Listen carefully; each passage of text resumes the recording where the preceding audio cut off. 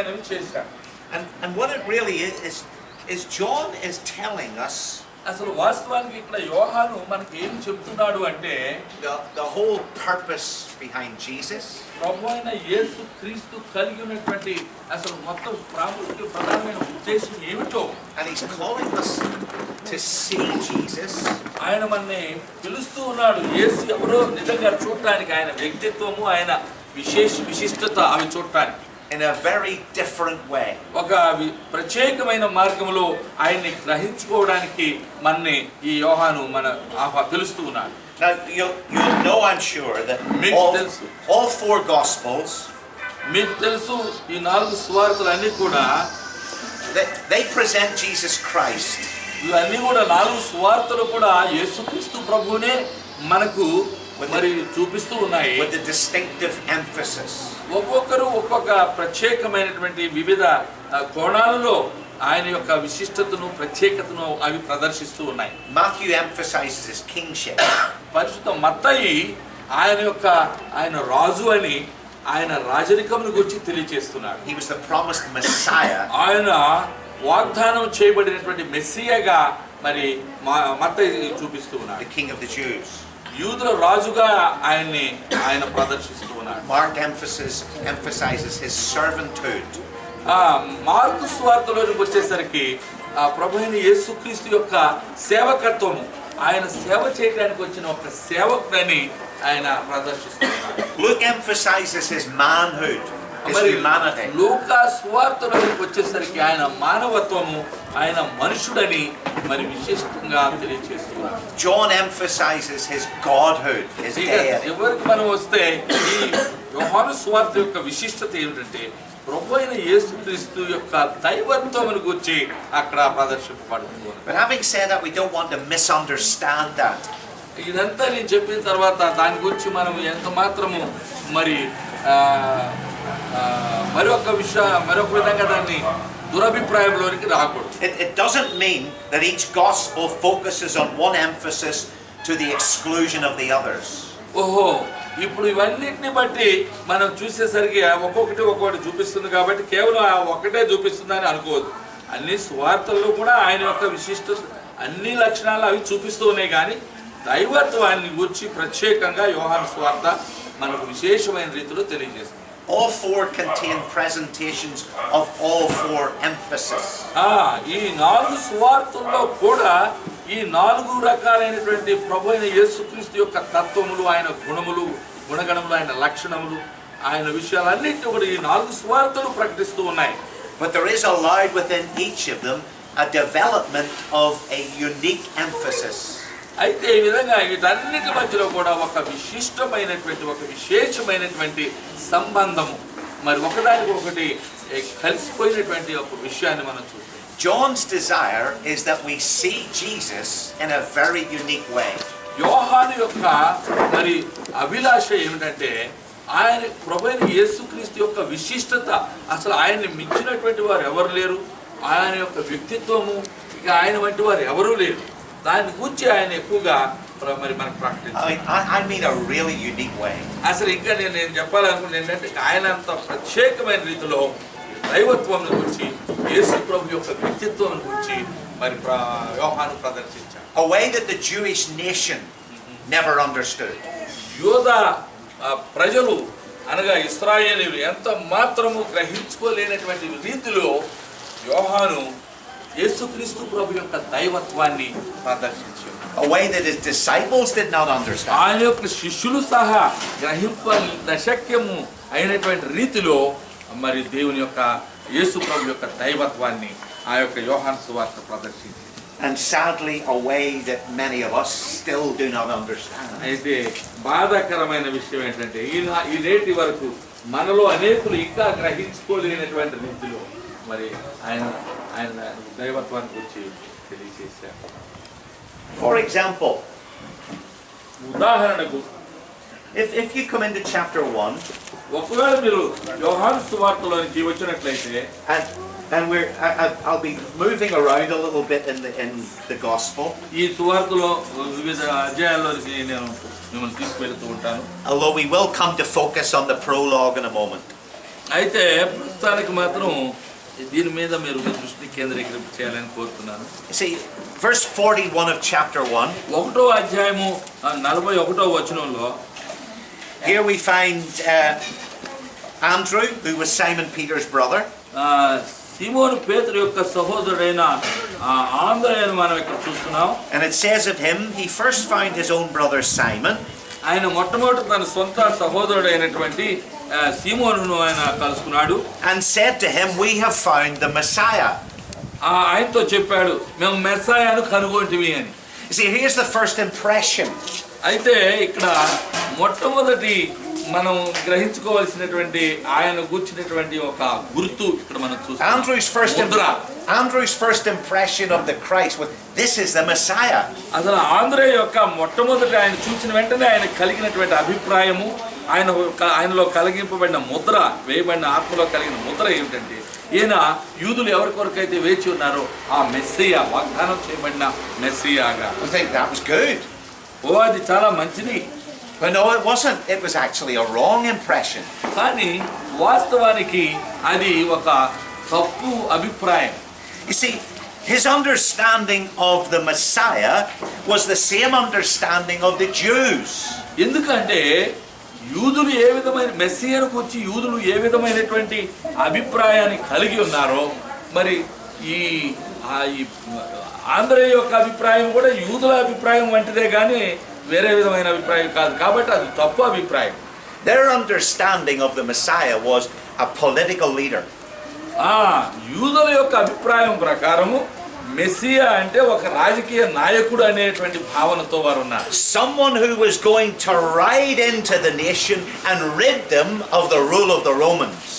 ఎవరో ఈయన ఎలాంటి మెస్సియా అనుకున్నారంటే వారు ఈ దేశాన్ని అంతటినీ పరిపాలించి ఆ యొక్క రోమా సామ్రాజ్యానికి వ్యతిరేకించి ఒక స్వతంత్ర రాజ్యముగా ఒక రాజుగా ఉంటాడని వారు ఆశించారు.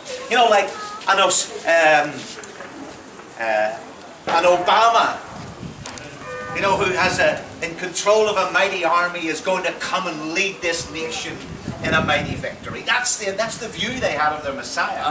ఒబామా ఉన్నటువంటి గొప్ప సైన్యంతో వచ్చేసి అంతటిని జయించేసి అంతటి తన స్వాధీనం ఉంచుకుంటాడు అనే ఒక భావన కలిగి ఉంది. But that's not what John is telling us. కానీ ఇక్కడ పరిశుద్ధ యోహాను చెప్తున్నటువంటి విషయం అది కాదు.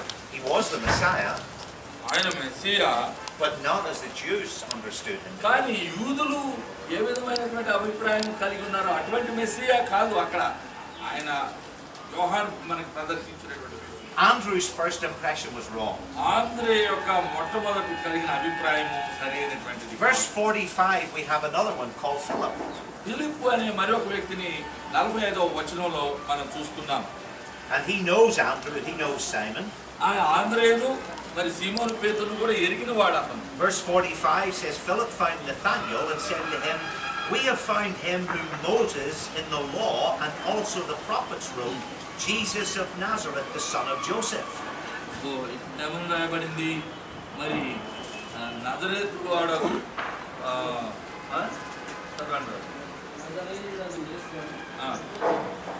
ఆయన ఎవరు మోషే ప్రవక్తలు ఎవరైనా గురించి రాశారో అటువంటి మెస్సియాను మేము కనుగొన్నాము అని చెప్పేసి ఈయన సరి అయినటువంటి అభిప్రాయం కలిగి ఉన్నాడు. I'm not sure whether to tap Philip on the back and say well done, or look at Philip and say how could you. ఆయన ఎప్పుడైతే ఫిలిప్పు ఈ విధంగా చెప్పాడు ఎప్పుడైతే ఆయన వచ్చి మంచి పని చేసావు, మంచిది, వెరీ గుడ్ అని చెప్పేసి ఆయన మనల్ని రాజకీయంగా పాలించాడని చెప్పినప్పుడు ఏం మెచ్చుకోలేదు. Because Philip's saying to Nathanael, this is Jesus, he's a prophet. ఆయన వచ్చి ఆ నతానియేలు వచ్చి ఈయన ప్రవక్త అని చెప్పాడా? Okay, a prophet that was foretold by Moses who would come. So this is a special prophet. ఈయన ఒక ప్రవక్త, రాబోయే ప్రవక్త అని మోషే చెప్పాడు కదా, కాబట్టి ఈయన ఆ ప్రవక్త అని చెప్పాడు. అది కూడా తప్పు అభిప్రాయమే. But that still falls far short of కూడా who Jesus truly was. పాక్షికమైనటువంటి సత్యం కానీ, అది పాక్షికమైన సత్యమే కానీ పూర్తి సత్యం కాదు, సరైన అభిప్రాయం కాదు. But then he almost follows that with an insult. అప్పుడు ఆయన అది ఒక విధమైనటువంటి అవమానము భారముగా అతను భావించాడు. Jesus of Nazareth. ఈ నజరేయుడైన యేసు. You'll know that Nathaniel follows that up by saying, does anything good come out of Nazareth?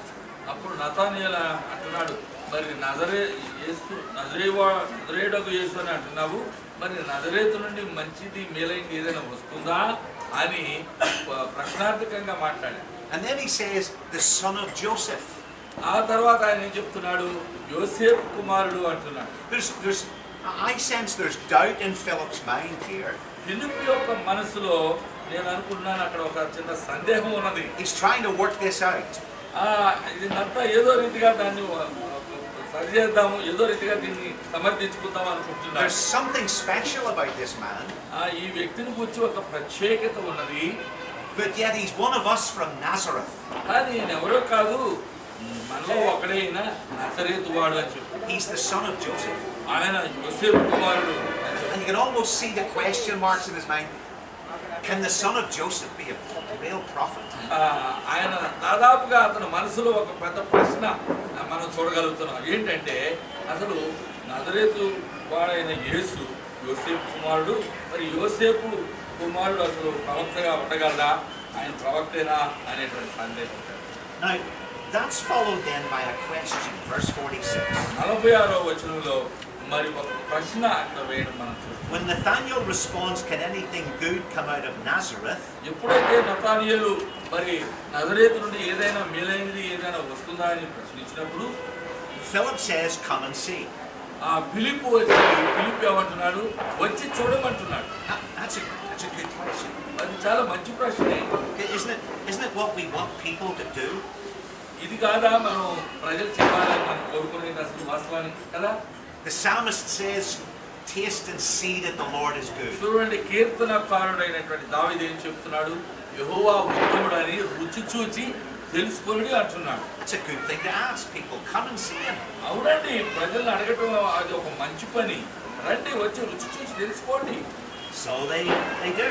కాబట్టి మనం ఎప్పుడైతే అలా చెప్తామో వారు వచ్చి రుచి చూసి తెలుసుకుంటారు. Verse 49. 49వ వచనంలో Nathaniel has now seen him. ఇప్పుడు నతానియేలు వచ్చి ఆయన చూశాడు. He answers, Rabbi or teacher. అప్పుడు ఆయన అంటున్నాడు, రబ్బీ లేక బోధకుడా, you are the Son of God. నీవు దేవుని కుమారుడవు. You are the King of Israel. నీవు ఇశ్రాయేలునకు రాజు అని చెప్తున్నాడు. Wow, he's nearly there. దాదాపుగా ఆయన ఇశ్రాయేలు రాజుగా చూస్తున్నాడు ఆయన్ని. That almost sounds like the confession of Peter when he makes way later on. తరువాత కాలంలో పేతురు దాదాపుగా చేసినటువంటి ఆ యొక్క ప్రకటన వంటిదిగా ఉంది. But again, the response is actually no different to Andrew's first response. మొట్టమొదటి ఆంధ్రయ్య ఏ విధమైనటువంటి జవాబు ఇచ్చాడో he's just changed. దాదాపుగా అదే విధమైనటువంటిదిగా ఇక్కడ కనిపిస్తుంది మనకి. He's just changed the phraseology. ఆ యొక్క ఉపయోగించిన పదజాలము మార్చాడు తప్ప కలిగి ఉన్నటువంటి అభిప్రాయం ఏం మార్చుకోలేదు. Andrew said it's the Messiah. అప్పుడు ఆంధ్రయ్య చెప్పాడు, ఆంధ్రయ్య ఏం చెప్పాడు, ఈయన మెస్సియా అన్నాడు. Nathaniel said it's the Son of God. అయితే నతానియేలు ఏమన్నాడు, ఈయన దేవుని కుమారుడు అన్నాడు. It's the King of Israel. ఆయన ఇశ్రాయేలు రాజు అంటున్నాడు. But they're more or less the same. దాదాపుగా ఇప్పుడు మొదటి మాటకి రెండో మాటకి దాదాపు పెద్ద వ్యత్యాసం ఏమీ లేదు. He's royalty. ఆయన యొక్క మరి రాజరికం. He's a king. ఆయన రాజు. He's going to come and he's going to defend the Hebrew nation. He's going to rid us of Rome. ఆయన రాబోతున్నాడు, ఆయన రాజు, ఆయన వీళ్ళందరినీ జయించి ఎవరి జాతిని నుంచి విడిపిస్తాడు, ఆయన యొక్క రాజ్యం స్థాపిస్తాడు అని మాట్లాడుతున్నాడు. You almost think that thinking was behind them joining him originally. వారితో కలవడానికి ఆయన కలిగినటువంటి అసలు అభిప్రాయం అదే, ఆయన రాబోయే రాజు కాబట్టి, ఆయన రాజు కాబట్టి ఆయనతో మనం ఉండాలని చేరే ఉంటాడు. Isn't that a problem even today amongst converts? ఈ రోజున అనేక మంది మరి మారేమో అనేటువంటి మార్మన్స్ దాదాపు సమస్య ఉపయోగపడుతుంది.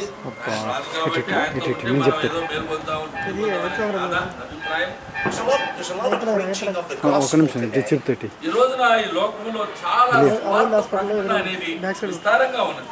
that promises people the world if they follow Jesus Christ.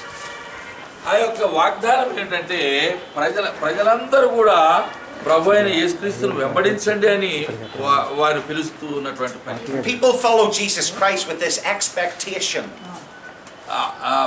ప్రజలు ప్రభువుని ఎందుకు వెంబడిస్తూ ఉన్నారంటే ఆయన ద్వారా తమకు ఏదో లబ్ధి చేకూరుతుంది అనేటువంటి ఒక ఆశతో, ఆసక్తితో, ఉత్సాహంతో వారు వేచి ఉన్నారు. And when that expectation is not met, ఎప్పుడైతే వారి యొక్క ఆశ తీరలేదో, నెరవేరలేదో, they fall away. మళ్ళీ వెంటనే వారు తిరిగి వెళ్ళిపోతారు, నిరాశతో వెళ్ళిపోతారు. See, Nathanael's answer, నతానియేలు యొక్క జవాబు came as a result of what Jesus said in the previous verse 48. 48వ వచనంలో ఇంతకు క్రితం ఉన్నటువంటి వచనంలో యేసు అడిగినటువంటి ప్రశ్నకు నతానియేలు యొక్క మాట జవాబుగా వచ్చింది. Nathanael asked Jesus, "How do you know me?" అప్పుడు నతానియేలు అడిగాడు, నువ్వెలా నన్ను తెలుసుకున్నావు, నువ్వెలా నన్ను ఎరుగుదువు అని. Because as he approached Jesus, he said, "Look, behold, an Israelite." ఎందుకంటే ఆయన సమీపిస్తూ ఉండగా ఆయన ఏమన్నారు, రండి ఇదిగో ఇశ్రాయేలీయుడు అని చెప్తూ ఉన్నాడు. ఇశ్రాయేలీయుడు నువ్వు ఎలా ఎరుగుదువు అని అడుగుతున్నాడు. Jesus answered him in verse 47. 47వ వచనంలో యేసు ప్రభువు వారు ఇచ్చినటువంటి జవాబు, before Philip called you,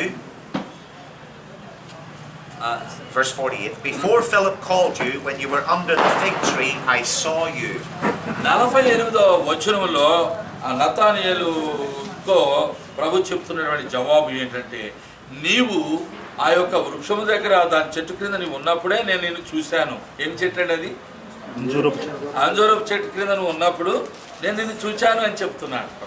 Now just hold that thought and just put it to the side for a minute or two.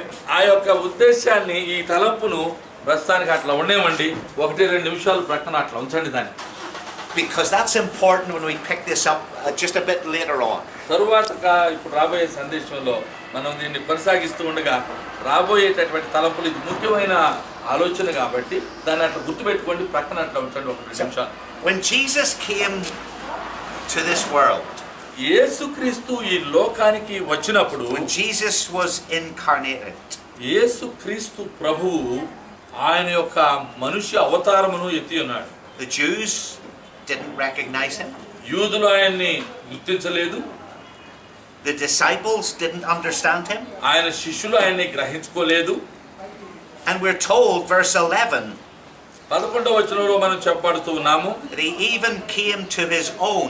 Now that is the Jewish nation, yes, but his own people, it stresses further, did not receive him. Even his own family, we know, did not receive him. చూడండి, ఆయన తన స్వజనుల యొద్దకు వచ్చాడు. అంటే యూదా ప్రజలు వారు ఆయన నమ్మలేదు, ఆయన్ని స్వీకరించలేదు. పైగా తన సొంత కుటుంబీకులు వారు కూడా నమ్మలేదు. Now, I hope are you following me? Have I lost you yet? నేను ఇప్పుడు చెప్తున్నాను, మీకు అందరికి అర్థమవుతుందా లేదా చెప్పండి. అసలు ముందు ఏంటో సైలెంట్ గా ఉన్నారు. Right.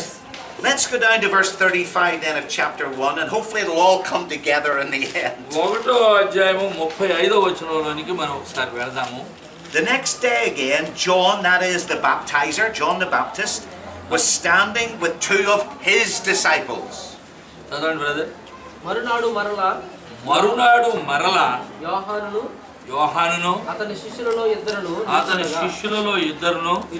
నిలుచుండగా అతడు నడుచుచున్న యేసు వైపు చూచి ఇదిగో దేవుని గొర్రె పిల్ల అని చెప్పాను. అతడు చెప్పిన మాట ఆ ఇద్దరు శిష్యులు విని యేసును వెంబడించిరి. Would you read too? Yes. Just that one verse? Yes. Okay. We don't know the name of those 2 disciples. ఆ ఇద్దరు శిష్యులు ఎవరో వారి పేర్లు మనకు తెలియవు. Says verse 36, 36వ వచనం ఏం చెప్తుందో చూడండి. He, that is John the Baptist, looked at Jesus as he walked by and said, "Behold the Lamb of God." చూడండి, ఇక్కడ మరునాడు మరలా యోహానును అతని శిష్యులలో ఇద్దరును నిలుచుండగా అతడు నడుచుచున్న యేసు వైపు చూచి, ఇదిగో దేవుని గొర్రెపిల్ల అని చెప్పాను. Verse 37, the two disciples heard him say this, and they followed Jesus. 37వ వచనంలో ఆ ఇరువురు శిష్యులు యోహాను బాప్తిస్మం ఇచ్చే యోహాను ఎప్పుడైతే ఈ మాట చెప్పాడో అప్పుడు ఆయన్ని వీరు వెంబడించారు. So they followed Jesus upon their first impression.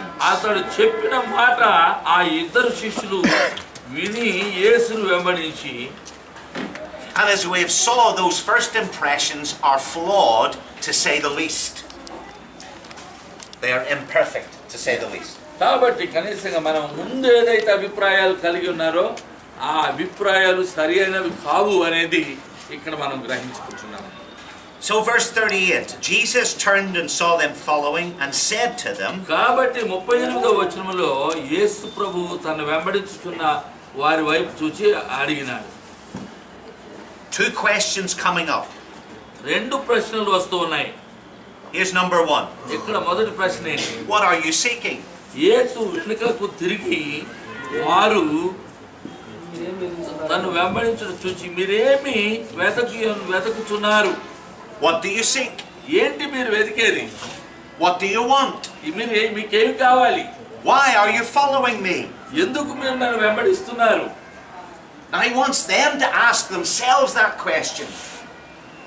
He wants them to ask themselves that question. ఆ ప్రశ్న తమను తామే వారు అడుక్కోవాలని ఆయన కోరుతున్నాడు.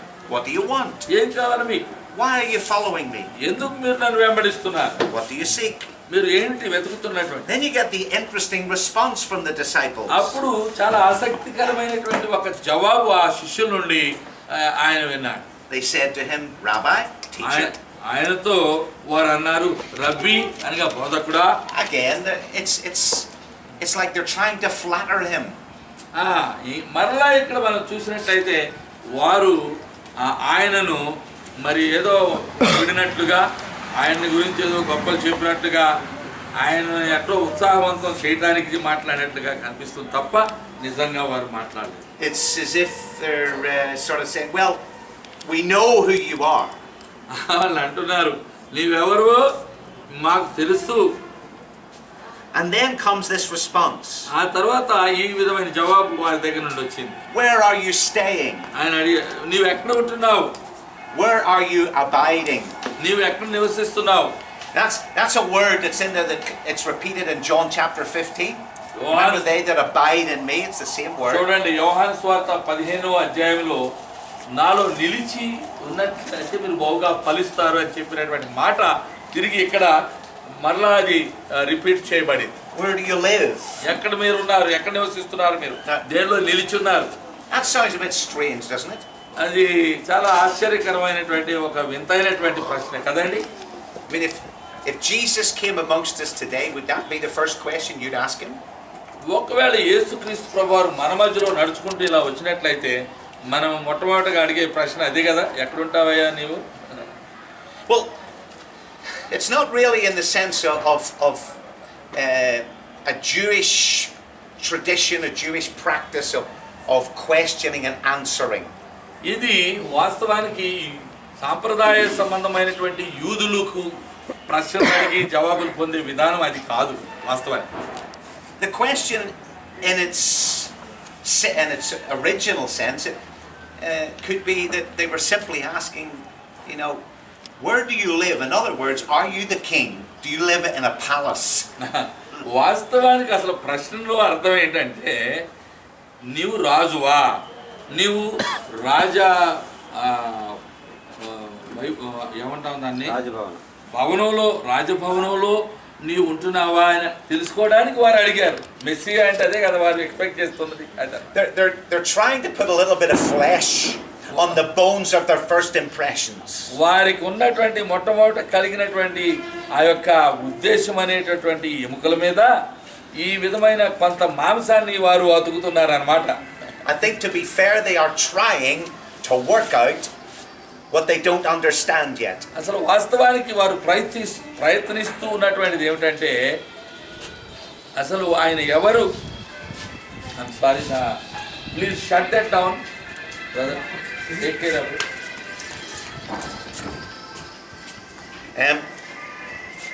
Go far away even farther then But in the tradition of Jewish questions and answers, అయితే చూడండి యూదుల సాంప్రదాయకమైనటువంటి ప్రశ్నలు జవాబులు అనే విధానం ఎలా ఉంటుందంటే it was normal for this type of question అక్కడ సర్వసాధారణం ఈ విధమైనటువంటి ప్రశ్న అడగడం to be, do you know a word called a nuance? A nuance? No. It was a descriptive sentence that had more to it than just the words we've read. ఇప్పుడు మనం చదివినటువంటి మాటలకు ఇంకా వివరణాత్మకమైనటువంటి ఒక పదజాలం అంటే దాన్ని ఒక నూతనమైన రీతిలో దాన్ని ప్రదర్శించడం. And Jesus would have understood the implications of the question. ఆ ప్రశ్న వల్ల జరగబోయేటటువంటి ఫలితాలు ఏంటో ఆయన ఎరిగి ఉన్నాడు. ఎందుకంటే నువ్వు రాజువా అని అడగటమే కదా ఒక రకంగా. నువ్వు ఎక్కడ ఉంటున్నావు? రాజు కుటుంబంలో వాడివా నీవు? ఏమన్నారంటే అది రాజా భవనంలో ఉంటున్నావా అని అడుగు. What's at the core of the disciples' question is ఆ this. శిష్యుల యొక్క ప్రశ్నల ముఖ్యమైనటువంటి కేంద్ర బిందువు ఉద్దేశం ఏంటయ్యా అంటే What is it going to cost me to follow you, Jesus? యేసు ప్రభువా మేము నిన్ను వెంబడించినట్లయితే దానికి మేము ఎంత మూల్యం చెల్లించుకోవాల్సి ఉంటుంది అని అడిగారు. What does it mean? Me giving up everything that I have now and following you. అసలు వాస్తవానికి నీ ఉద్దేశం ఏంటి? మాకున్న సమస్తాన్ని విడిచి నిన్ను వెంబడించమని చెప్తూ ఉన్నావు, దాని అర్థం ఏంటి? What's it going to entail? అది ఏ విధమైనటువంటి ప్రభావం చేయబోతుంది మాలో? Now that was defective as well. అది కూడా సరైన ప్రశ్న కాదండి. But yet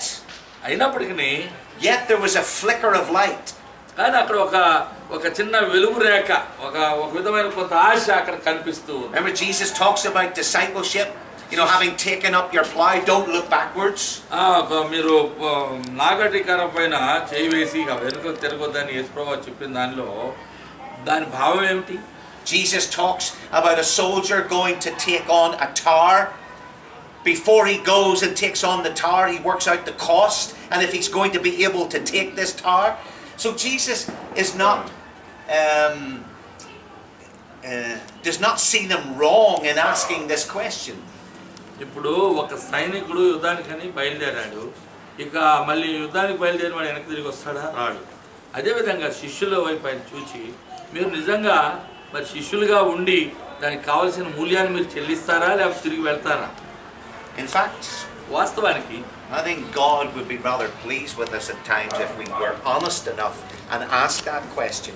మనం యథార్థంగా మా బరువు అంతా నువ్వు మోస్తావా, మమ్మల్ని పోషిస్తావా అని దేవుణ్ణి పిలువబడినప్పుడు అడగటం అనేది ఏం తప్పు లేదు యథార్థంగా. But again, అయినా కూడా if they could understand who Jesus truly was, అసలు నిజంగా యేసు ఎవరు అనే విషయాన్ని వారు నిజంగా గ్రహించుకొని ఉన్నట్లయితే, if they could have a revelation of Jesus, వారు యేసును గూర్చిన ప్రత్యక్షత బయలుపరచబడట అనేది వారు ఎరిగి ఉన్నట్లయితే, తెలుసుకొని ఉన్నట్లయితే, then the question wouldn't need to have been asked. ఇక ఆ ప్రశ్న అడగవలసిన అవసరమే ఉండేది కాదు. ఎందుకంటే ఆయన దేవుడని తెలుసుకుని ఉన్నట్లయితే ఈ ప్రశ్నలు రావు. So what does Jesus say in response to their question? వారి ప్రశ్నకు బదులుగా యేసు ఏమని జవాబు చెప్పారు? Verse 39. 39వ వచనంలో Come రండి and see. వచ్చి చూడండి. Come and see. వచ్చి చూడండి. That's what Jesus wants us to do. అదే ఈ రోజున మన ప్రభువైన యేసుక్రీస్తు మనం వచ్చి చేయాలని ఆయన కోరుకుంటున్నటువంటిది. And